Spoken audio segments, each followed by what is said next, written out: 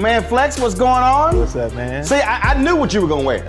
See, I was not worried about us clashing, because I knew you were gonna come in here wearing all Nike. Do you have a Nike endorsement deal?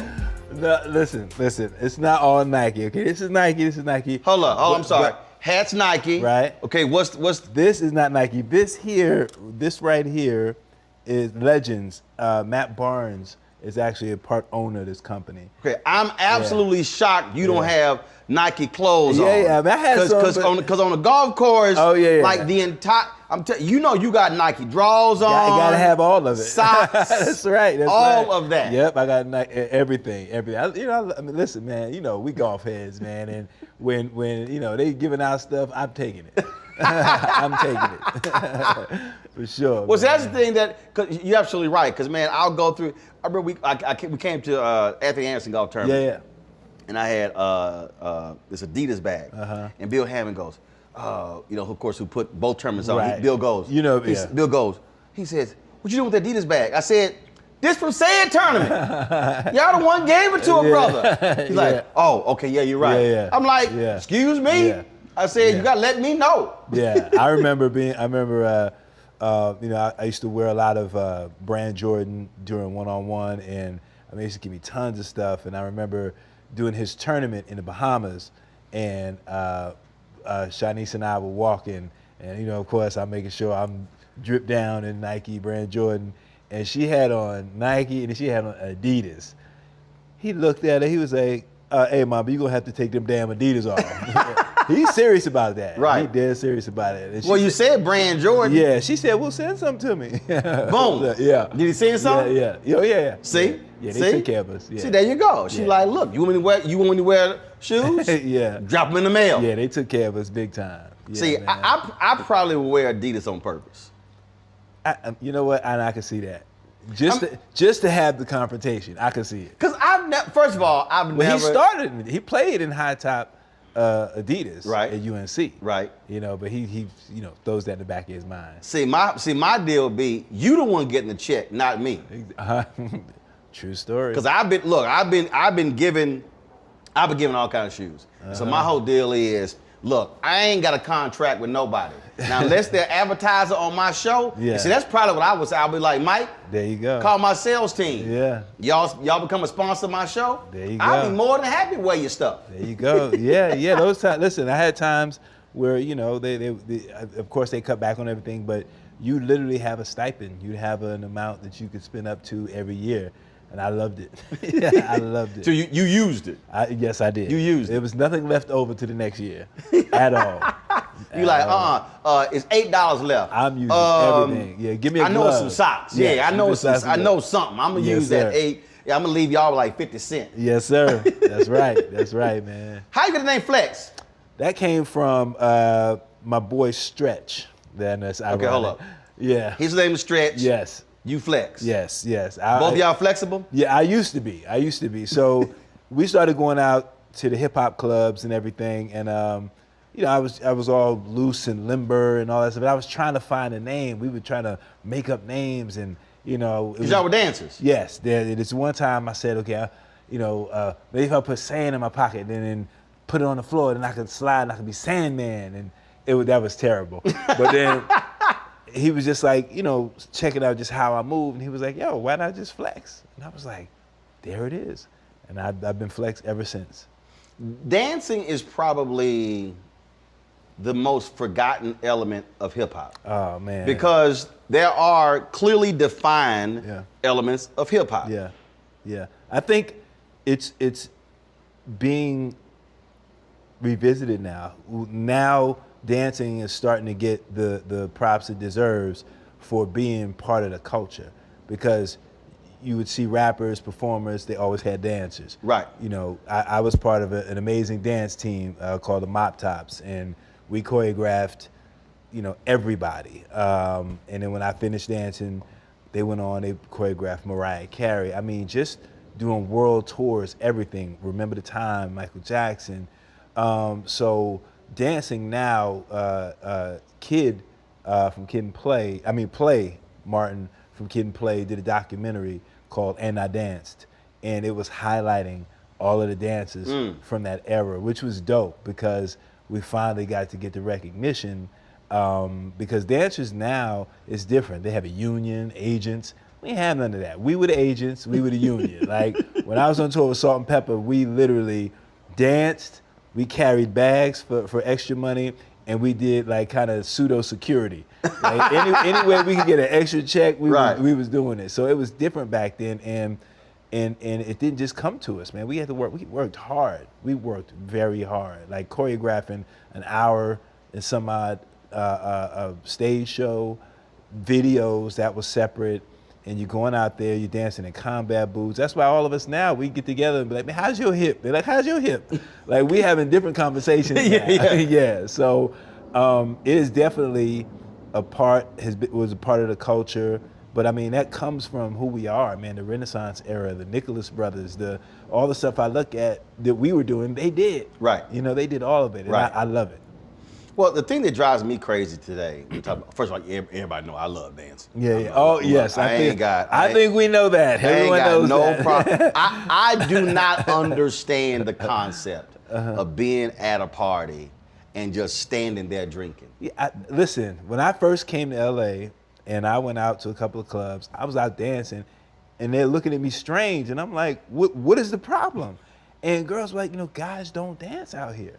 They don't. Everybody sits back. You like, well, I ain't from here. Yeah, I was like, well, I ain't from here. I'm about to get this floor. So I danced. Like, no matter what, I always, even now, if we were doing tournaments and there's a dinner and a DJ and we danced. The year was it Jeffrey Osborne? Oh yeah. Myself, you, Chris Tucker, all of us. Like that's who we are.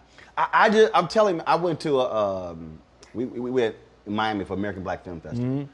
So a group of us went out, Jesse T. Usher, Erica Ash, Tiana Paris, the cats who in Survivor's Remorse and stars. And so, man, we go out, so we go to this place, club is packed, and DJ's in the booth, Kyrie Irving was in the booth with him. And I'm standing, and all of the dance floor is packed. Yeah.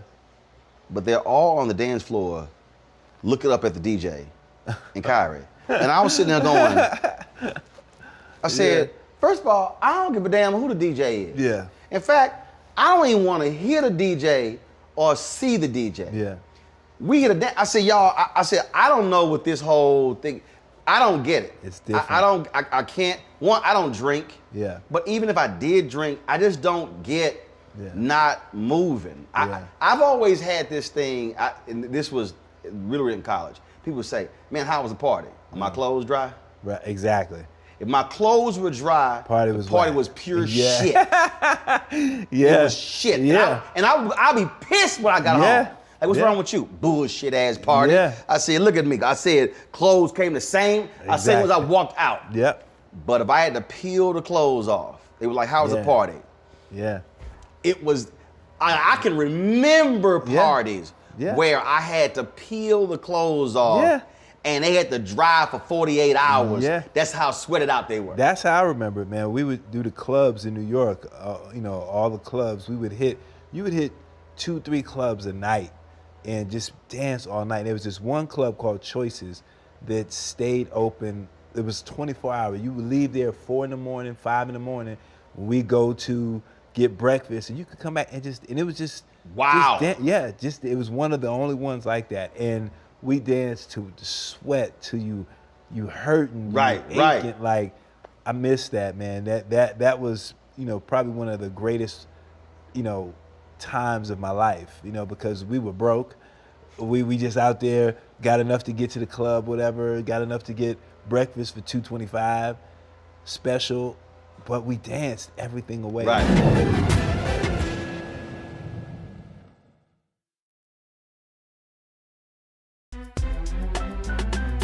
I'm Faraji Muhammad, live from LA. And this is The Culture. The Culture is a two-way conversation. You and me. We talk about the stories, politics, the good, the bad, and the downright ugly. So join our community every day at 3 p.m. Eastern and let your voice be heard. Hey, we're all in this together. So let's talk about it and see what kind of trouble we can get into. It's The Culture. Weekdays at 3, only on the Black Star Network.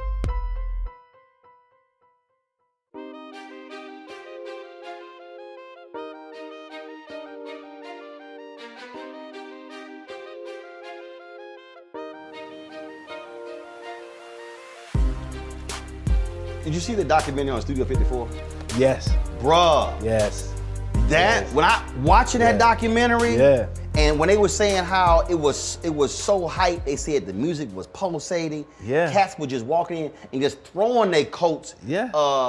At coat check. Yeah. And they said so many coats got mixed up. Folks just went home, and they said the moment they hit that door, Ran right to I the mean, dance floor. on the floor, and they had the photos and the video, and folks was just sweating and dripping and didn't give a damn what anybody else thought. Yeah. I was like, that's what I'm talking about. Yeah, if you had great music, and that's all that we would go to certain parties in New York because we knew certain people were DJing, and we only went if they were DJing because we knew we were gonna have a good time. Right. Yeah. Yeah, I can't. That's why I was going through my archives last year with COVID. I was going through, and I was like, damn, how many folks I got me and D Nice, and that was the deal. And Nice would tell you, he's like, yo, when Roland walking to the door, Yeah. he comes to the booth, say what's up, and go right to the dance floor. Same thing. He was one of the people. It would be D Nice, Clark Kent, Stretch Armstrong, a house DJ named Basil. What do they call themselves? Basil, the originals. Yeah, the originals. Basil, Tony Touch. Like, there was certain DJs that if they were playing, you found your way to the party. Yep. Yeah. We were, true story. I'm in New York, and I don't know. I think I was there. I don't know if I was there for an event. I was speaking or something, and it was over early. So I'm walking down the street, and I run into this woman, her 2 or 3 kids, and her mama, and just bump into them and like, oh, yeah, my God, we watch you, we love you. I was like, I appreciate that. So I think we had walked like 3 or 4 blocks.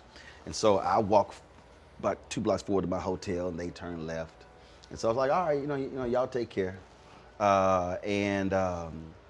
I go to my hotel room, and so, man, it's like 10. I'm like, what the hell going on in New York? I was like, anything going on in New York tonight? So I just put it on social media. Yeah. And Bevy Smith tweeted me, or she sent me a text. I think she did both. She was like, yo, there's a party at, I forgot the name of the hotel. And I remember because it was like all white and they had like LED lights.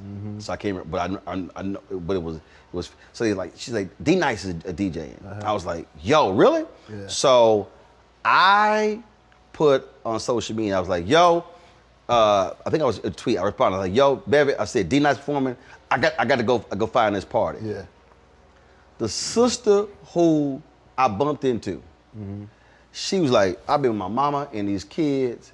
She said, my husband left early. She said, I want to dance too. Yeah. I was like, all right, Yeah. meet me at this party. Yeah, yeah. And so, dude, she showed up. Wow. Man, because first of all, I danced with everybody. I danced the whole floor. Dance, come and find out, she was a dancer growing up. Oh, wow. And she was like, man, I'm so glad I ran into you. I was like, and that was just straight up. I was like, That's yo, dope. D Nice performing. I'm like, don't worry about it. We getting in. Yeah. Don't worry about it. Yeah. I said, I see you on the dance floor. That's dope. That's straight up what happened. That's man, dope. it was hilarious. Yeah, that's dope, man. That's how we did it, man. We could be on a train, see somebody, meet somebody, and say, hey, we're going to this spot, and you just go and let's roll. Yep, let's roll. See, I can't. It's like when you roll. See, that's my deal. When you roll with folk, and it's like, look, we here to have fun. We ain't dealing with no drama. Right. None of that sort of stuff. Right. But the key that you said is certain DJs. Yes. What absolutely drives me crazy are the DJs who DJ for them. Yeah. And my whole deal is, bruh, if the dance floor is damn near empty, change the music. Yes. Yeah. Yeah, no, that's true. That's true. Oh, that kills me. Kills me too. Because you sitting there like, okay, you're gonna play something that's gonna get this Yeah, thing yeah. funky. And we see you sitting here like, Yeah. all right, Doc, what you gonna, and then they'll hop around, and then it's the guys who are hardcore hip hop, and you look at the artists, you're like, dude, these are grown people. Yeah. You're gonna have to sit here and you gotta mix it up. So okay, I'm gonna see what your response is gonna be. Okay. So, what 10 songs, let's say, party's dead, folk are restless, people are leaving, What 10 songs that the DJ can play that will completely flip the night and turn that thing out? Always, Before I Let Go, Frankie Beverly and Maze. Right. Always. That's on the list. I think DJ Cool with Biz Markie, Let Me Clear My Throat. Got it. That's always gonna get the floor packed. Let me see. To Be Real. Yes, To Be Real definitely will. Alicia Myers, I want to thank you. That's always gonna do it. Because because sometimes you can play a mid-tempo song. It don't have to, be like bang, bang. You can play a mid-tempo song and everybody just jumps on the floor. Flashlight. Flashlight, oh yeah. Atomic Dog, always. That's always. Not Atomic Dog, you leave that one out. Come on. Yeah, you can leave that. Oh, I forgot. My bad. I forgot. You can leave that one out. But you know that one is that going might to be in the top 30, but it ain't gonna be in top 10. Yeah, okay. All right. I forgot. My bad. My bad. I saw your argument at the tournament. Never mind. Who else? Because I'm thinking. Before you phone out, look at it. I'm just thinking of all the genres, all the different genres. See, one night, man, I was on Twitter and I was talking about this here, and I was like, yo, you throw, I said straight up, I said old school, I said where it's just gonna hit. September. Of course. You gotta throw that in. Yep. I would say, depending upon the group, well, first of all, you put on the butt. Oh, yeah, definitely. Yeah, definitely. And now you gotta, because women gonna immediately respond to it, you gotta throw on either Cupid Shuffle. Now, a lot of dudes don't like line dances, but I like it. It's gonna fill the dance floor up. It is. Or the wobble, one of those two. Wobble, yep. One of those two is gonna do it. And what's gonna always bring you back, Jackson 5, I Want You Back. Oh yeah, always. You play all those songs. Yeah. That party is going to completely change. Oh yeah, definitely. And then from that point on, you can play whatever. Yeah. It's on. Yeah, it's so many, because you can throw in a 90s hip hop joint. You can throw in the Fugees, Lauryn Hill's album. You can throw in Poison. Poison, BBD. always. We were at the Capitol Jazz Festival.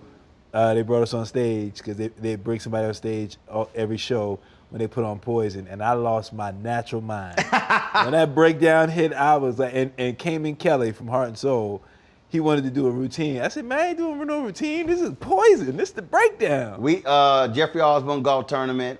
We on stage, and they bring up BBD, Earth, Wind and Fire, Sinbad's on stage, Sugar Ray Leonard, dude, and they come up, they play that. Yeah. We straight. Yeah. We just straight. Sis on stage.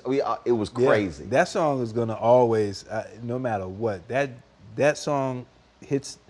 Everybody's getting on the dance floor. Everybody. That's gonna do it. That New Edition too. What? Absolutely. When Hypnotized by Biggie hits. Man. Them first. Soon as come on, you like. Hot, sicker than your average. Papa Twist cabbage. The joint's about to go. Woo, man. It's about to go. And it's so crazy because I was there that night, that terrible night, and I just remember seeing how happy he just had this piece on him. Really? I went over, sitting with Puff, Stevie J, him, they were all there, and I'm like, what up, man? He's like, yo, you doing your thing. I see you doing your thing. It was just, he had this piece on him. You know what I mean? Just like, man, I did it. And that song always, when I hear that song, I go back to that night. Wow. Yeah, I go back to that night. It's crazy. You gotta throw in a Prince jam. Oh yeah. Which one? Kiss. Gotta throw in Kiss. It doesn't get played to me a lot, but in that moment, if you trying to go there, boom, you put on Let's Go Crazy. Let's Go Crazy. That's true. That's true. You got to put on Sheila E. The glamorous. Oh, hell hell yeah. You hit you have to put on. Oh, you hit that. The drums. Yes. When that sucker's just the and then intro. You come after that, then you blend that in with Climax meeting in the ladies' room. Okay. Yes, sir. All right. That right there, boy. And then you can follow it up, Brownstone or Jeanne. Ooh, see, Jeanne. Uh-huh. See, Jeanne. I would go Jeanne into Groove Theory. And then I'm gonna come back with Chubb Rock, Just the Two of Us. And then I'm gonna go Neo. What's his song? Oh my gosh, I forget the song. One in a Million. All right. And then after One in a Million, I'm gonna bring that in with Truth Hurts. Then I'm gonna come back with Luther Bad Boy. That's a bad song. And then right there, then I'm gonna blend that in there with Sylvia. Gosh, what's the name of the song? Hey baby, let me. Pillow Talk. Pillow Talk, boy. That's. Then I'm coming right back with Got to Give It Up by Marvin Gaye. Oh yes, got to give. Oh yeah, definitely. Yeah. Then I'm gonna come in right up there. I'll bring in McFadden and Whitehead. Ain't no stopping us now. And then I'm gonna return with As by Stevie Wonder. Oh yeah, that's you know one of my favorite Stevie Wonder songs is Saturn. Okay. That's one of my favorite songs. I mean, it wouldn't be right in that setting, but that's one of my favorite songs. Okay, then we're gonna go from there. Then we're gonna go to Teddy P. I don't love you anymore. Okay. I don't love you anymore. And then I'm gonna hit you right back with OJ's I Love Music. Oh man, I love music. I love the OJ's. Okay, then we're gonna go from the OJ's I Love Music, and then I'll bring in Dancing Machine, Jackson 5. And then I'm gonna come right back with ch ch ch ch bum bum bum bum bum bum bum yeah. bum bum. Love and happiness. Coming right back with that one. And then I'm gonna stay right in that groove. I'm gonna stay right there with that Al Green, and I'm gonna go into what is the name of the song? Why do I forget? It sounds like oh God, Love and Happiness. Do you know the one? It sounds. They played it in. Was it Minister Society? They played it in a couple of movies. Oh my gosh, why can't I remember it? I tell you, boy, these 50s ain't no joke. I had it right here. It was right there. Oh, it's gonna come to you. It's gonna come to me. And then after that, I'm hitting with Lady Marmalade. Oh, Lady Marmalade. My wife actually redid that. Her, Deborah Cox, Shantae Moore, and Kelly Price. Oh, really? Okay. Yeah. Got to download that joint. All right. Lady Marmalade, okay. And then I'm gonna come in with the Emotions, Best of My Love. And then I'm gonna hit you back with Confunction Fun. Okay, all right. And then I'm gonna come in there with Switch. Okay. Or yeah. you go the Switch, yeah. With They'll Never Be. They'll Never Be. Oh, so you move into that, and then I'm gonna hit you right back with Lady D'Angelo. Okay, that's it. Okay, all right. And then go into Bilal, Sister, Soul Sister. You must be my soul. And then I'm gonna hit you and shut it down with a door. By Prince. Okay. The women gonna love that one. Oh yeah, they love that one. Guys, so many, man. I can go on and on and on. This could be a music show. Just talking about music. Y'all can talk about music all day long. See, that's the thing. Again, it's just. See, for me, it's a throwback to growing up, where our family got together. Yeah. And you said it earlier. Look, you ain't had no money. Yeah. Cats weren't always trying to go somewhere, right. Trying to go out. Right. And it's just everybody at the house. Yeah. Yo, food. That's all I remember. And for folk get in the kitchen, and next thing you know, man, that thing turns into, the get-together turns into a 7, 8, 9 hour affair. And then they tell you, go to bed, and then they got the grown-up party after. No, we didn't do that. Oh, my mom used to kick me out. Oh, you used to kick you out? Oh, sure. No, we stayed up. We snuck out, of course. But we stayed up. It was never, that was even, I was, even on a school night, catches could drop by, it just turned, no, we were always in the same place. The next thing you know, somebody bring out some cards, and then it's either spades or bid whist, and then it just goes into this, man. And that for me, man, that's the thing that I tell people all the time now. We don't have to have reasons to get together. Right. Yeah. Just call up and say, yo, what y'all doing? Yeah. Jump on by the crib. Yeah. They call somebody else, and then it's like, well, what's the occasion? Ain't none. Just getting together. Just get together. Yeah. Yeah. I mean, that drives me crazy when people just think that, so what, it's my birthday? No. Yeah. I threw a party when I was in DC, and I put it on. I was like, this is a ain't no damn reason party. Yeah. Yeah. And people were literally like, so what do we bring? Nothing. Yeah. Just come. Then they said, well, I got kids. Bring your damn kids. Yeah. I said, I got a pool. Everybody good. And they were so shocked. I said, y'all don't understand. I grew up, and it wasn't, you didn't drop your kids off. No. We were all there. Yeah. And it didn't matter. Yeah, it didn't matter, Mom. We all had small ass houses. Yeah. Nobody was tripping. Yeah. It was just, hey, everybody in here, we gonna make it work. And we did this in the projects, in the 2-bedroom apartment. It was packed. Moms would cook plates, her and my grandmother. She sell plates. My mom, deep, she starts hitting me with a lot of this stuff now, the kind of life she lives. She was like, yeah, we were watching American Gangster. She said, I used to work for Nicky Barnes. I'm like, what?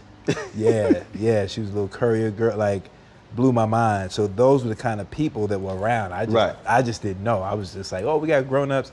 And she'll call me out sometimes, like, okay, do that dance. And you out there dancing, they give you $1, 50 cents, take that money right in the room. But that's what I think about, man. That's what the song that reminds me of my childhood growing up is Zoom, Commodores. I think about that song all the time. It just reminds me of South Bronx, the summers, girls outside, double dutch with pickles, the dudes playing stickball or tag. See, we had the peppermint in the pickle. That's what the girls would do, yeah. The peppermint, I remember that. Or when you got fancy, you had the peppermint stick in the lemon. I didn't do that one. So that must be a Southern thing. Yeah, that's Southern. Yeah, Southern thing. Yeah, but we took the now laters on the radiator and let them make them soft and take them off. Really? Okay, we didn't do that. Yeah. You gotta melt the now laters. No, see, I did with the now laters. We sucked. Then we sucked on until it shrunk all the way down. That was the whole deal. You gotta have them chewy. And then of course it was sweet and sour. Oh, sweet and sour. Like that, especially the blow pops. Yeah. Oh yeah, definitely blow pops. Oh, I remember. I'm so tired of being alone. That was it. Okay. You're right. I knew it was gonna come back. Gotcha. Yeah, but yeah, man, those good days, man. Good day. I missed that. Well, I think what happens is and the reality is we can still do it. It's amazing how people are just so scared to do it. They just don't. And I think what COVID did, COVID caused a lot of people to remember those moments. I mean, think how often folks were like, I'm too busy, I don't want to go. No, I'm tired or whatever. Yeah. And then when COVID hit, you couldn't go anywhere. You couldn't gather. You couldn't call, and you were antsy. And I told people, I said when we get beyond COVID, when we were back to regular get together, I said I guarantee you, it's going to be a lot of people who used to say no to getting together for drinks or for dinner or hooking up and dropping by, who going to be like, no, we doing this. I think what COVID did, like for my wife and I, we would throw. Our parties are legendary at the house. Like, I'm DJing, it's packed, we got food, people cooking, we got chicken, lasagna, whatever, and just having fun. Right. And, we look at the pictures like, man, that was fun. Right. And we can't get back to that. And I think what COVID did was it definitely made us really cherish what was, you know, that was valuable. Yep. But the flip side is I'm starting to see now, especially, you know, social media, and people are kind of getting that we back outside mentality. And it's kind of back to selfishness and me and da-da-da-da. I've seen kind of that little transition. Right. It's not the, you know, the unity that it was. Dude, it was crazy. Yeah. It was crazy. Because I know you would we popped to my live a couple of times. Right, These right. were all over. You know, everybody was just supporting each other. People were just like, yo, man, you all right, you good. Like, and it was, I've never seen so much, yo, man, love you. And, you know, and it changed, man.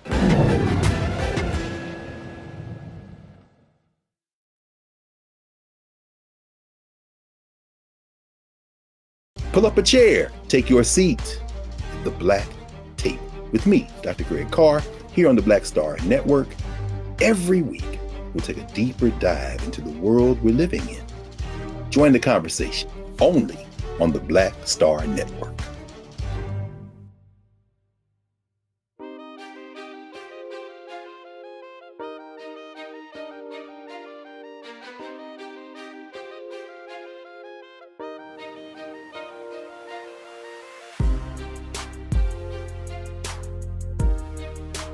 I remember I was on Nice's live with someone else, and I said, y'all, I said, 2 or 3 years from now, we're gonna be pining for this. Because it was, what was crazy about it was that schedules didn't matter. We weren't hopping on planes at 8 o'clock in the morning. There weren't other things that we were doing. Your status didn't matter? The status didn't matter. It didn't matter how much money. Your ass was at home. You were at home on Instagram and Facebook and Twitter like the rest of us. Yeah. And but it absolutely was communal. It was. It really was. And it was just the back and forth and the commenting and all this sort of stuff. And it was straight. And it wasn't, oh, you only have X number of people who are on your live. No, it was just, it was just in this moment. And I mean, I just, so many times. You say that, not to cut you off, but you say that it's funny because there were people, you know, come on my live, obviously, you know, the blue check people, I call them, you know, see my joint isn't, you know, I don't have thousands of that. And I'm like, I'm not doing it for that. You know what I mean? And then they pop in and then they just pop right out. You know, somebody else will see them and go, oh, hey, such and such, and they pop right out. I'm just like, it don't matter. I started doing, it was so funny when somebody was like, oh man, you know, oh, you trying to be a DJ? I was like, well, first of all, anybody who knows me knows I love music. Yeah, I said, so this ain't, definitely. I said, this ain't got nothing to do. I said, you sit golf cart, you gonna hear me. Yeah. I said, we gonna always have music. Me too. And so when I started doing Club Brown Liquor, and the folks like, your ass don't even drink. I said, y'all, it's brown liquor music. Right. And so when I start playing stuff that cats had never heard of, and of course being from Texas, the Gulf Coast, you got Louisiana, Southern blues, Southern soul, man, I'll be playing stuff, and I'll tell folks, I say, y'all, I ain't playing. Then I was sort of like D, like, no, ain't no request. Right. It's whatever I feel like playing. Exactly. You know, and some people were kind of like, I remember one night some guy was like, bruh, you need to work on your transitions. I said, fuck transitions. I said, man, this ain't my job. Yeah, you got. And Nice was on. Nice. He cracked up. He was like, Roland just said to everybody, fuck transitions. I'm like, dude, I don't care. You're playing the music, man. Right. You're playing the music. I'm like, it's like when you're in your car, boom, I want to hear this song. I said, I'm not sitting here trying to sit here. Well, let me sit here and fade it in, bring it in. I said, man, this ain't what I do. Right. I said, this ain't what I do. Yeah. You know. Yeah. I said, if you don't like it, hop on off. But it was just, we would just vibe. And it was just listen to it, just enjoy it, just go. Yeah. And man, it was just, but I told everybody, I said, I'm telling y'all, I said in a year or 2 years, I said, we're gonna want this again, because it was just, we were all in that moment, and it was just, but the music was bringing back the memories. And I think it was bringing back people who are now ancestors. Right. It was people who we grew up with. Yeah. Those moments in time. Yeah. Oh man, I forgot about that song. Yeah. You know, and that's the thing. Yeah. That's the thing. You're right. And I miss that. I just, I just slowly see it getting back to, we good now. You know what I mean? The travel, the schedule. I mean, I've said absolutely. I did with my family. We lost my mom's oldest sister. She passed, 81. Then we lost a cousin who was 50. Wow.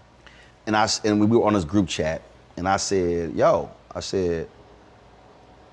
we should not be getting together only at funerals. Right. Now, mind you, I grew up in a huge family where we got together every Sunday, where like at my grandparents' house, every Sunday. Yeah. It's 50, 60 people every Sunday. I remember those days. And so I said, and then they were like, so there's this annual service for the founders of our Catholic church we grew up in. And I was like, it was in March. I said, mind you, this is like May. I said, why in the hell are we waiting until March? Yeah. And it was probably about 6 weeks later, my mom's second oldest sister passed away. Wow. So she lost 2 of her 3 sisters in this in 2021. I said, y'all, what are we doing? I said, why y'all wait? I said, and nearly all my family's in Houston. I'm like, what the hell? I said, have protocols, everybody be vaccinated. I said, we get social distance. I said, that's literally, this is what I said to them. I said, when we're at the funerals and we're talking about our loved ones, we're talking about those moments. Yeah. I said, we're now going to be in a situation where we will not have any of those moments to reflect on. Right. And they were like, dang, you're right. Yeah. And I said, no one needs an invitation. I said, just do it. Yeah. Yeah. And just let it roll. Yeah. And so they were like, yo, we doing this for Thanksgiving. I was like, precisely. Yeah. You know, I said, everybody got their own individual families, but I said, we can have our larger group family. And it's just forcing people to get out where it's just them and their life and realize that communal gathering, fellowship is so important. It is. Just to sit here and just kick it, just to hang, just to chat, you know, what you're up to. Yeah. And it's not, I need something, it's not, I'm in trouble, it's not, pray for me because I'm in a hospital. No, it's just hanging. Just hanging, yeah. See, that's one thing that's what people realize of the golf tournament. It's sort of like we got our own black golfing tour. Yeah. When you sort of, and it's just, that's what it is. Yeah. And what it does for us, man, you see people you haven't seen, and it's a great thing. And I think for your mental health, it's super important because we don't talk about that enough. Yep. You know, I deal with, you know, a mother who, you know, is diagnosed mild schizophrenic, so I know, you know, how important that is. You got to talk about it. You got to get out. You have to see the sun. You see your friends. You see, hey man, what's up? Man? How you doing? Love you, brother. Whatever, man. Seeing Dr. J and seeing Sterling Sharp and all these guys, man, we see all the time. It's, you know, I don't take that for granted anymore. Right. Anymore. Right. Well, in fact, like this year, last 2 or 3 years, Eric Dick was like, man, you got to play in my tournament. And it was like, all right. And so I always do George, I always do Sid, do Anthony. And I was like, Bet was going to be there. And here's the other thing that, and it's really happened in a lot more in the last 2 years. I mean, really since COVID. And look, you all think about it. You think about, because I'm 53 on Sunday, November 14th. And as you, again, losing 2 aunts, 181, 180. And you think about your parents, my parents, dad's 74, mom is 73, end of November. And you think about your own mortality. And you think about things that we pass up. You think about, yeah, that cost this, but no, I don't really want to. But then it was like, I passed the moment up. And it's been a number of things where it's kind of like, yeah, I'm doing that. Yeah. And okay, I mean, I know that ticket's gonna cost this here. Yeah. But yeah, I'm gonna go ahead and do that. Yeah. And that's one of the things that because I have this sort of as hashtag I use, live life, love it. That you can work so hard, you can save all this money, and then what happens when you can't golf? When you can't dance? Yeah. What happens when you can't travel? Right. So you kill yourself, you worked hard, you know, all these sort of things, Yeah. and now you can't do any of those things. Right. And then what? Then what? Yeah. That's real. That's real talk, man. It's deep. It's deep. I had somebody tell me, they're like, like, man, why you always dancing? I said, you know what? I said, that was a time with Muhammad Ali. They told me you talk too damn much. I said, when Muhammad Ali got Parkinson's disease, I said he couldn't talk. I said, we longed in the last 20 years of his life for him to talk. For him to talk. Yeah. I said, but he talked so much Yeah. in them first 50 years Yeah. that we get all this film, Yeah. all this video. Yep. Documentaries are still being made. Still being I made. said, of him talking. I said, my whole deal is this here. I said, I dance. I said, because you know what? One day you may not be able to dance. That's right. I said, I want to be able to say, yo, pull that YouTube up. I mean, because again, stuff changes. Yeah. Things change. Yeah. What's What's that song? Everything Must Change? Yeah.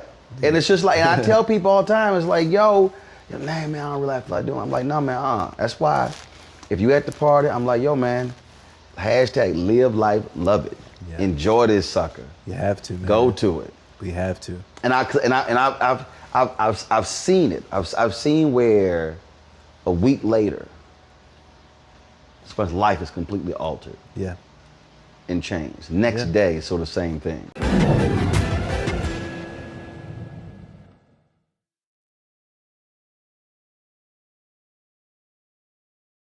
Folks, Black Star Network is here.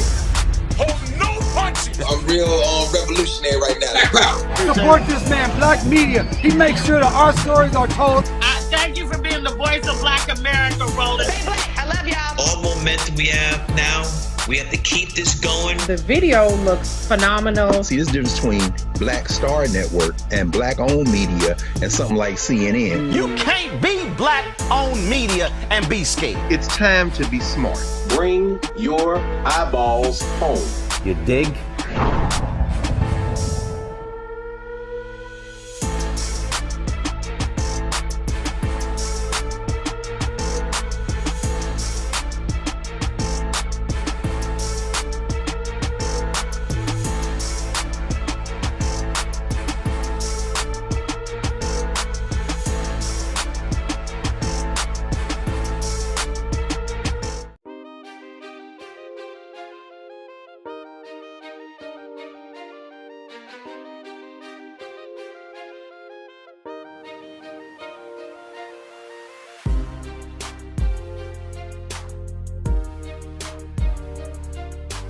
You talked about that once, about being in this entertainment space. It may have been on the reality show y'all did, where you talked about financial issues, Yeah.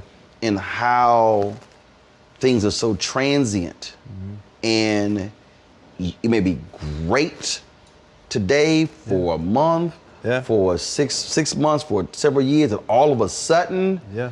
whoosh, Yeah. changes. Yeah, it happens. You know, I've you know, in doing that show, initially I didn't want to, but my wife wanted to, and she'd been wanting to do reality forever. And then when we were going through what we were going through, I said, you know what, this would be a good time because we have something to talk about. I don't want to just do something. We running around arguing with each other and all of that. I said, we'd have something to talk about. So we did it, and I learned a lot from that.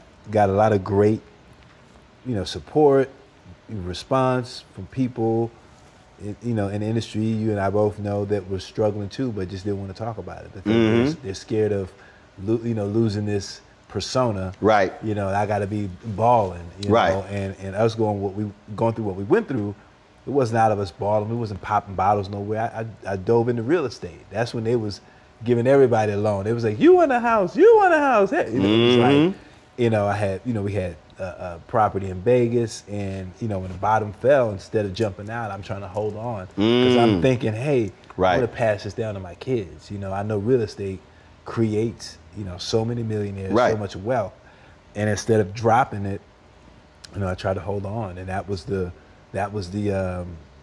you know, cement brick in the ocean. So going through that stuff, you see who your friends are, you see that you have acquaintances in the industry. You don't always have friends.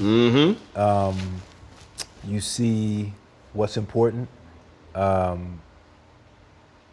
And I learned a lot because I didn't have those lessons growing up. I wasn't taught about money. Right. You know, my grandmother, my mom, I watched them work from job to job. You work, make your money, spend it. Yeah, jobs, not careers. Yeah, jobs. That's all I saw. So didn't have that training. So now I'm probably one of the, you know, first ones since in my grandmother and grandfather's era that really can't, you know, was making money like that. And you don't have that training and you don't have that foresight. You know, you make mistakes. You know, of course, if I wanted to get my wife something or enjoy ourselves, go to a nice dinner, we did that. But we never did anything really crazy. You know, I just really went hard into real estate, and that's what, you know, when the bottom hit and the whole thing happened in 2008. Yep, 08, 09. 08, 09, that was rough. And you're not working, you know, work is here, it comes, you get a reoccurring here, a guest star here. You know, that's why I believe so much in creating your own content, which I always hear you talk about, which is what I'm doing now, and thankfully have some things that I'm excited about. But it's important because you can't just sit there and wait for that job. Yep. You cannot. Yep. If you wait for that phone to ring, and see the thing that, and I tend to say this to people. Obviously, not everybody can do it, but it is understanding, especially when you're in this creative space, that in a sense you're waiting for somebody else to say yes, as opposed to, you know, I can actually tell myself yes. Yeah. And now, because social media has totally changed. Yeah. Now the game has changed. Now you can, some say monetize, I say weaponize your following. Then it's okay, now this is what we can do. Your wife was a singer. Things change in the music game. Yeah. Older you get, those platforms are really for not even forget if you're R&B, if you're soul or whatever, but now, okay, I got an audience. Wait a minute, I still have a following. Now, you know, in terms of how can I nurture it, how can I build it? Yeah. And I think for a lot of people, they only do that when they hit rock bottom or they lose something, and now they're scrambling. Now they're trying to, because see, now you're trying to pay the bills, but also build something. And so I encourage everybody, when you have another great gig or whatever, be building this. Yeah. When I was with TV One, the 4 years that we did, the 4 years of Washington Watch, followed by the four years of News One Now, I was acquiring my own gear the entire time. Right. Yeah. The whole time. That's smart. So buy these lights, I buy that camera. Yeah. Buy that microphone, I buy this, buy that. So when they canceled the show, December 2017, I had probably $100,000 in gear. Yeah. So I remember like a month later, we put on this State of the Union event, the State of Our Union. And literally the switcher, the cameras, all sort of stuff, I already owned. Because going back to when I started in the business, my whole deal was I wanted to own my own laptop, my own camera, my own phone, my own pager. Because if I ever lost a job, I would not be without my weapons. Yeah. Yeah. And that has always stuck with me. But you bet on yourself. Right. You bet on yourself. And that's what you have to do that. Because if you don't believe in you, nobody else is gonna believe in you. And also I don't like when I know something work, I need somebody to say yes. Yeah. That's the other thing that for me, whether it's a book, whether it's any of those different things, and it's amazing to me how many people I talk to, who I counsel, advise, and I remember I was talking to this one sister. She had a great book concept. She had a very good following. She was an ordained minister, and we're on the phone. I remember I was driving to an event in Baltimore, so it was probably like an hour drive from where I live. Man, we're on the phone and we're talking, and so we about 25 minutes in. Then finally I said, stop. I said, you desperately need to be validated. She's like, oh my God. I said, you desperately need to say, I signed a book deal with this company. I'm an author. Right. I said, you can, the book that you want to do, you can publish right now. But she was so, no, but I don't feel like I'm an author. I said, baby, if you got an ISBN number and it gets printed and you sell it and somebody hands you some cash for the book, you're an author. Yeah. And she was so, because I was like, why is she fighting this whole thing? And so it was a breakthrough for her because she realized that it was really the validation of, I signed a publishing deal. But there are a lot, especially creatives, who, need that validation. Who you want, even as a stand-up, you go out, you go on stage, the validation is from the audience that you're funny. The validation is they get your material. You do a scene, the validation is, okay, I, did everything I wanted to do, and the reaction from, once people see it. So it's just something in because I know I dealt with that just because of how I grew up. Like I needed to know that it was okay.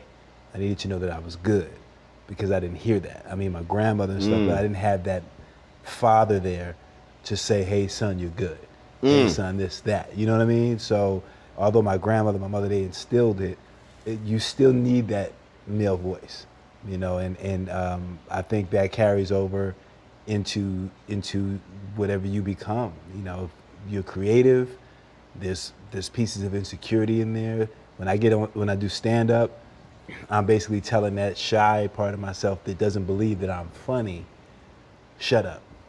Then I get off stage and then I'm back to that guy. It's a weird dichotomy, but it's because that is when I think back. When I think back, as you were talking, because when you said the validation of the audience, yes, obviously, I don't care who you are. Yeah. You want to do something where people say, oh my God, I love that. That was great. That was wonderful. The thing that I try to get people to is there are two forms of validation. The second validation is that is, I'm on stage and they're laughing, I'm funny. But the first one is the person has to say yes to put me on stage. Yeah. Whereas in many ways for me, it's, I'm gonna open my own comedy club. In that, I'm not gonna kill myself for you to say yes. Right. I'm gonna go out and tell my people, yo, come check me out, come watch this, and let me know how you like it. And I think that's what stops a lot of people. I think it stops a lot of people, or they're waiting for somebody to say, okay, you cannot go on stage. Yeah. As opposed to, we now live in a world where there are stages everywhere. Yeah. Yeah. And we still think is that old model. I look at what's happening now with, in this industry. It's no longer about the big 7 studios. No. It's no longer even with the streaming services. It's also the proliferation of independent and how they're now even beyond the top tier, beyond Netflix, Hulu, Disney Plus, Paramount Plus, HBO Max. There are so many other platforms where you're like, cool, all right. Y'all told me no problem. Right. I'm going over here and I can still do it. And in our business, this equipment has also changed because the cost is now much lower. Well, literally, Steven Soderbergh has done 5 films with this. Yeah, it's changed. But it's getting the person to believe they can actually do it. Right. That's a good point. That's the piece right there. Yeah, that is. That's the piece right there. That is. And I'm seeing that with stand-up specials. A lot of people, a lot of comedians I know, they're taking the power in their own hands. They go, I'm gonna take some money, get some equipment, I'm gonna shoot it myself. And then they go sell it. I've seen probably 3 or 4 do that. And that's inspiring. That's like, okay, it's not like back in the day you had to wait for HBO to come or this one to come. Do the deal, production company, distribution. It's gonna cost a couple hundred, $250,000 to bring in the camera, all those different things along those lines. Now, man. Or they're coming out to tell you, and if you're funny, or they're saying, oh yeah, well don't do this joke, and then you might want to stay away from this. Like you can go be yourself and sell yourself.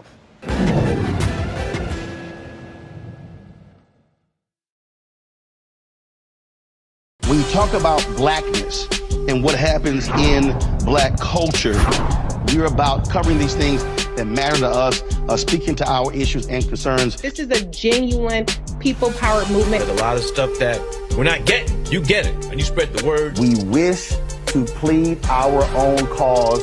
Too long have others spoken for us. We cannot tell our own story if we can't pay for it. This is about covering us. Invest in black-owned media. Your dollars matter. We don't have to keep asking them to cover our stuff. So please support us in what we do, folks. We want to hit 2,000 people, $50 this month, raise $100,000. We're behind 100,000, so we want to hit that. Y'all money makes this possible.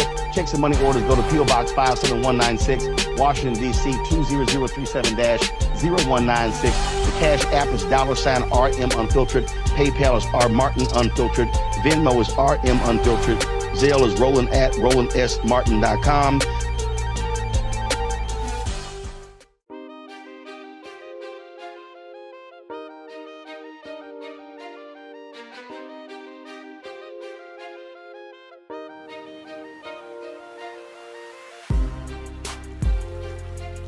I was a comedian, Country Wayne. Oh yeah, I love Country Wayne, man. So, and again, because of what we do, I'm when I'm watching something, I'm watching it and I'm laughing, but I'm also looking at how it was shot. I'm looking at the audio. I'm looking at, I'm like, okay, how did they do that? Or how did they get that shot? Yeah. Okay, what piece of equipment was that? And I was looking at it, I was laughing at one of his videos on Instagram, and routinely he's getting 400,000 and 500,000 views on his videos. Yeah. So I'm looking at it, and so I hit him. I say, "What I shoot that with?" I'm like, "Did you use Canon C300? Did you use Sony? Did you use DLSRs? What you use?" He was like, "No, iPhone." I was kind of like, then I'm listening to the audio. I'm like, okay. Well, that's great audio. I was like, were you boom mic? Were you using? And again, because because the thing is, I'm watching it and I'm looking at how it was shot. I'm looking at the fluidity. I'm looking at the movement and whatever. Because when you're in those situations, look, you use what you got. It's sort of like my grandfather. When we went to my grandparents' house, they had 8 kids, who had 42 kids. Wow. They can make a pot of gumbo. And you're gonna have some chicken and sausage in your bowl. Now you may not have individually 3 pieces of chicken and 5 pieces of sausage in your bowl, but you're gonna have it in your bowl. Everybody gonna have some chicken and sausage in the bowl. Yeah. He knew how to take 2 chickens and feed all them people in a big pot of gumbo. And it's figuring out what's at your disposal to make it work. Right. Yeah, I like that. What's at your disposal to make it work? So you mentioned the content, what are you building? What are you doing?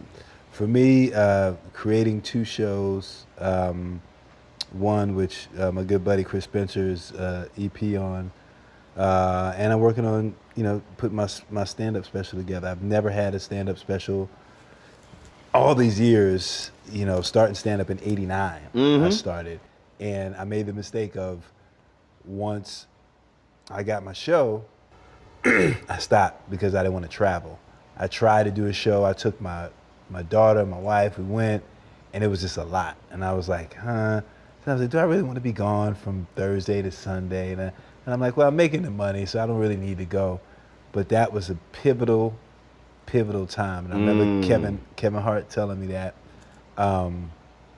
He's like, man, what you doing, man? You got to stay on stage. And I was like, well, I'm making money. I ain't got, I'm young, thinking like, I'm good. And he was absolutely right. What show did you have at the time? This was one-on-one. Got during it. that time. So you're doing one-on-one, going great. Yeah. You making money. You like.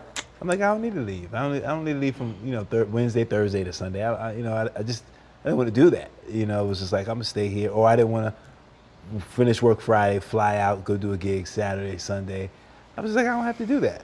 And I lost a little bit of that hunger that I had in New York, where I would hit all the clubs, running around. I'd be sometimes me and Chappelle, or me and this one or that one. We'd go to the Comedy Cellar at 1 a.m, and I mean, that was our life, and we loved it. You do 2 shows in Manhattan, go to Brooklyn, leave Brooklyn, go to Queens, go to Jersey, and I got complacent. You got comfortable. I was like, I got this money, I'm good. I don't need to go chase that, because that money wasn't at the same level that I was making, but what I was missing was that training. Yes. Was that. And it wasn't the money. It was the money. It was that's what I needed. But also, so how long did the show last? 120 something episodes, 6 years. Yeah, but the show ended when? In 2007, I think. Then what happens? And after that, we had to crash, 2008. Right. Went through all of that. Yeah, went all of that, and wasn't going on the road. So I wasn't even in the mind frame of comedy at that time. I was and when I'm talking to people, I use this. Yeah. I use the example all the time. Mm-hmm. So one-on-one was your main. Mm-hmm. And you completely ditched your side hustle. Well, that was my first love. Right. No. Prime and love are 2 different things. Right. It's sort of like, what's paying the bills? Right. Yeah. That at the time. Okay. So this first love was paying the bills. Right. So this really became the first love was side hustle. Okay, because it was less than that. Right. But the reality is, that goes away. Yeah. Now this is now dormant. Right. As opposed to, when that's going well, no, I'm still doing this. Yeah. Then all of a sudden, if this gets to here, yeah, if that goes away, yeah. Oh yeah. Now I'm not restarting. Now I'm not. Yeah. See, I've had to walk people through this, where I tell them, don't wait for the crash to start building. Yeah. Yeah. Because the pressure is different. It is. It's the day. Look, again, I got to pay this, got to pay that. So I said, versus, no. Keep building. Yeah. Keep building. In retrospect, keep building. I'm like, I get it. Like in retrospect, I'm like, because it's just like an audition. If you not working and you go to an audition, it can smell desperation. As opposed to if I'm good, I'm working, I go in there, I'm like, I don't even care. You get it. Yep. So many gigs I've gotten like that. I'm like, I don't care, whatever. But you go in there like, they know, they smell it. Yep. And for me, the stand-up, which I love, like I slept, I ate, I drank it. Like, again, you see that check and you go like, oh, they're only giving me 10,000. Oh, they're only gonna give me this. I don't have to go. Instead of, what you said, thinking, hey, let me just keep building this here. So, because you never know, and then I can just, because this is forever. I can just stand up. That's what I'm saying. That is the piece. Forever. Doc, when I was at CNN, it was a trip. We had announced, Jon Stewart had cracked on me wearing ascots. Then I fired back at Jon Stewart. Then Jon Stewart came back and fired at me, and he was like, Roland, you win this round. People were like, dude, you came back at Jon Stewart? I'm like, hell yeah, mess with my ascot. And it was a trip because I had been talking with this brother about launching a line of ties, bow ties, and ascots. Right. And so I'll never forget, we were on the 5th floor studio, I think, CNN. And guy was the Washington bureau chief. He go, now Roland, you know if you were full-time, you couldn't be doing all these things. I leaned in, I said, and that's why I never be full-time. You sort of jump back. Because my whole thing was, again, go back to the validation piece. Their deal was, we're CNN. You got a clothing line. You got Tom Joyner. You're doing TV One, all those different things. And in fact, John Klein, who was the president of CNN US the next year, took me to lunch. He says, when are you gonna stop doing all these things? And I said, when are you gonna give me a 5-day-a-week show? Because we'd already negotiated, see, I had a 2-tier contract. I was a contributor, and we'd already negotiated a hosting contract that would pay me, I think it was $500,000 or $600,000 to host my own show. Right. So I was like, oh, you want me to give up my other stuff, which was actually flexing my muscles. Because CNN only was allowing me to do this. Right.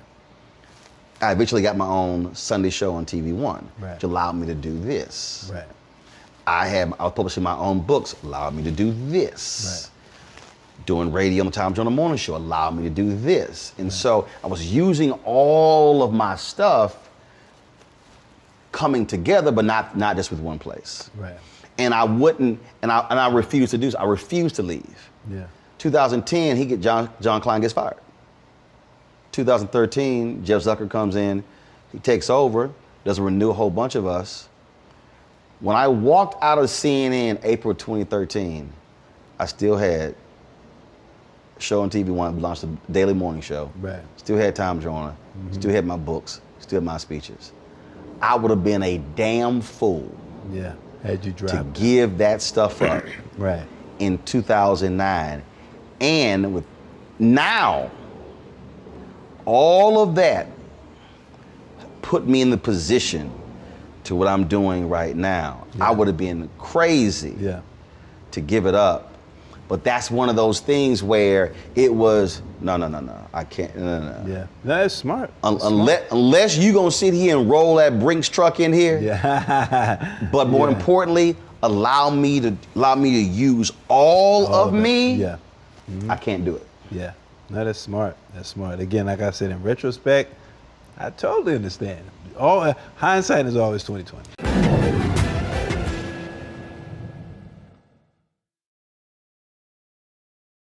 Hatred on the streets, a horrific scene, a white nationalist rally that descended into deadly violence.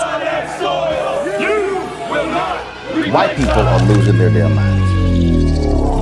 As an angry pro-Trump mob storms the U.S. Capitol, we've seen We're about to see the rise of what I call white minority resistance. We have seen white folks in this country who simply cannot tolerate black folks voting. I think what we're seeing is the inevitable result of violent denial. This is part of American history. Every time that people of color have made progress, whether real or symbolic, there has been what Carol Anderson at Emory University calls white rage as a backlash. This is the rise of the Proud Boys and the Boogaloo Boys. America, there's going to be more of this. Here's all the Proud Boys, guys. This country is getting increasingly racist in its behaviors and its attitudes because of the fear of white people. The fear that they're taking our jobs, they're taking our resources, they're taking our women. This is white fear.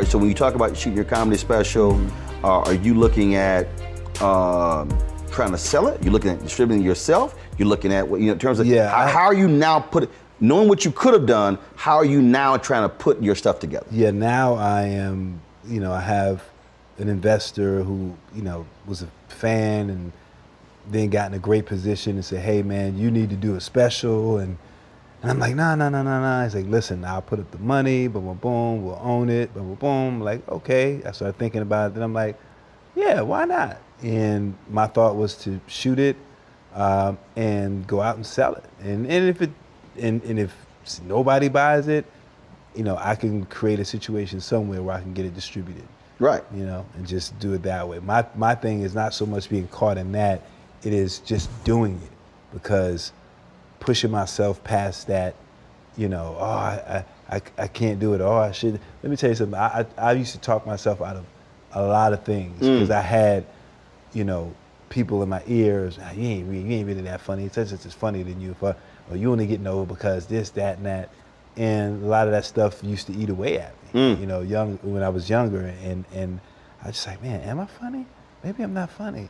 Oh, again, it goes to the validation thing. It goes to that, having that voice in your ear. But, I got well past that, because I'm just at a place now in life that, I don't care, what people say. I'm like, whatever. Listen, I did the Michael Jackson movie, so you can't care what nobody saying me to do that. And I did it pre-social media. Right. So now I get nice little gifts on my timeline. They're like, man, what the hell was you thinking about? And then my picture with my pasty face. I said, hey, they paid me very well. And how many people get to say they portrayed Michael Jackson? I mean, oh gosh, so terrible. But yeah, how many people can say that? Did y'all ever cross paths? I met Michael a couple of times, but this was before. Obviously did the movie. He had the stuff going on then, the trial and all that. Right. I hadn't seen him in a while, but met him twice. Met LaToya and the brothers and stuff. Jackie used to live out by us, and they were they were cool. Like LaToya was like, oh, it was really great. Jermaine was like, he loved it. And listen, it started out. I get a call. Manager says, hey, they do this Michael Jackson movie, VH1, and they want to see you. And I'm like, they know I'm 6'4", right? So I go in, meet with this director, nice guy, great guy. We talk, no reading, nothing. We just talk. And I leave. Excuse me. Leave, get a call a couple of days after, they want to do it, but when they're offering you this, I'm like, really? Find out that there were two people they were looking at. Myself and, oh gosh, why am I forgetting his name? Was at school with Barack. Actor. They know they're friends. Hill Harper? Hill Harper. Hold up. I'm sorry, hold up. Yeah, he and I, yes. You? Yeah, they told me. And Hill? Yeah, they told me that those are the two choices. So I don't even know if Hill knows that. 6'4". Yeah. And 5'9". Yeah.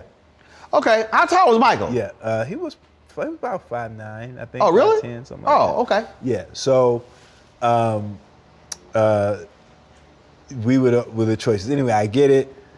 We go to shoot it in Canada, and just from then, I was just like, no, we need to get somebody to come up, from the States to do the makeup, because I just knew, when they started airbrushing me, I knew I was in trouble. They wanted to put a nose on me, a prosthetic. I was like, no, yeah. And the hook was, we got all the music. You're gonna be doing these great performances with the real music, and then we the fourth quarter in, and come to the trailer. Yeah, so Flex, about the music. Legal, wasn't able to get it cleared. I'm like, but y'all told me that from the beginning. So it really took it down. I think had it had the real music, it may have helped. But right. Yeah, but that came at a time that was, I finished the show and I was thankful, man. My thing is I just love working. Right. I just love working. Like whatever. We all have jobs that we probably look back and go, man, I did that, but it's work. Yep. And work begets work. and I just love to work. That's it. Is there, you've been in the business a long time. Yeah. Music, movies, videos, we can go down the whole line. Is there somebody, music or film, whatever, that you really want to do something with? You really want to. Oh my God, Denzel. Denzel is for me, he's the epitome. You know, I mean, I met Denzel playing ball at the Hollywood Y. We had these historic runs at the Hollywood Y. Chris Spencer, gosh, anybody you could think of, Jerome from the time, like anybody you could think of would come down there and hard-nosed run. I mean, brothers is fighting and I mean everything. That's where Ron Shelton got the majority of the people for White Men Can't Jump by coming down to the Y. And I remember this one day, we're playing, Denzel's out there. I'm excited. I'm like, yo, Denzel's out. I get the ball. I'm on a fast break. I'm going, and I see him coming to try to play defense. And I'm like, he must not know, like, I can get up pretty high. And I take off, boom! And he caught me like this. He just had, it was just sack all in the face. He was just like, so then everybody's like, oh. So then my brother is there. My brother Todd is there. And he's talking. He's like, my brother's like super loud. He's like, oh, you got dunk on. Oh, Denzel. And Denzel said, man, here's my wallet so I can crush this fool. Like, I said, man, you didn't have to go there, dude. You didn't have to go there. But where's my wallet so I can crush this fool? But he was so cool, man. Took a picture, and he was like, hey, I got this new restaurant. Him and Brad, it's called Georgia's. It was a new thing, and man, we went, and from then on, man, anytime I saw him, he was always cool. Like, he would be somebody that I would definitely want to work with, just because of, you know, who he is to us, man. To me, he's everything, man. You didn't ask him? You didn't say, man, let's do something. At that time, I didn't. At that time, I was so still enamored, and I wasn't even thinking about, you know, dramatic stuff or any others. At that time, I was doing sitcoms, so I was kind of in. So when the last time you saw him? Judge Mathis's house. That was maybe 12 years ago, something like that. And I had done a commercial, and I remember getting teased on social media for doing a commercial. Like, why are you doing a commercial? Ah, man, you can't get no work there. I'm like, do you understand how much that commercial paid me? Right. And Sam Jackson has said commercials. He said you making movie money. Let me tell you something. It was an AT&T commercial, and they played it during the Super Bowl, almost every other commercial. And they had two different versions, and I had paid from both versions. I was like, man, I don't care what you talking about. Like, I mean, that was at a time where things were really down, so that came right on time. So I saw him at Judge Mathis's house. As soon as I walked in, he was like, hey, I saw you in that commercial. And that was the last time I saw him. We just, you know, talked. And I, again, didn't think about, hey, man, I want to work with you, whatever. Denzel's one of those guys, it's like, if you say, I want to work with you, he'd be like, well, work on your craft. Yep. You know, work on your craft. You know, if, you know, you get to that point, then, yeah, I'll see you. He ain't going to be like, hey, come on. So that's what I did, you know, that whole time, just working on. So here's what we're going to do. We're going to make a video. Okay. And I'm going to send this to Paulette. Okay. See, that's how I get to Denzel. Yeah. See, that's why I'm always cool with the wife. Yeah. I'm cool with. I understand. And then if it's an actress, I'm cool with the husband. Right. I always get to him. Paulette is a sweetheart. All right, Denzel and Paulette. So I'm sitting there interviewing Flex. I said, who you want to work with? He said Denzel. Denzel, he said he dunked on you once. Y'all used to hoop. So we're gonna send this to him right now. Go ahead.